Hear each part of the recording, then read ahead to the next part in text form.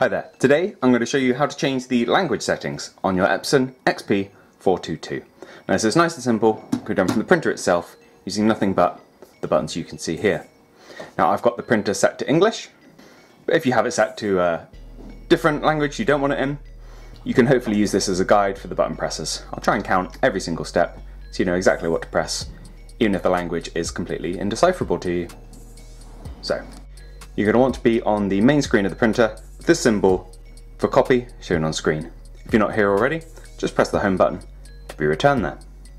Now, we're going to press the arrow button on the right to move us along to setup. So here we go. 1, 2, 3, 4 presses. You can see setup is selected, so we're going to press OK. Now we're going to go down into printer setup, which is the third option down. So 2 presses of the down arrow. 1, 2, and then OK.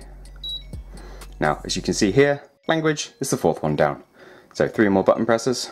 Down, down, down. OK once more.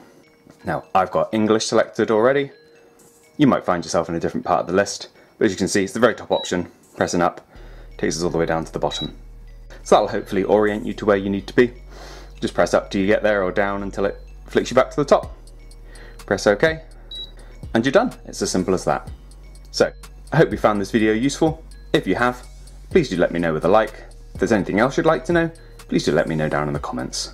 Otherwise, thank you for watching, and I'll see you next time. Take care. Bye bye.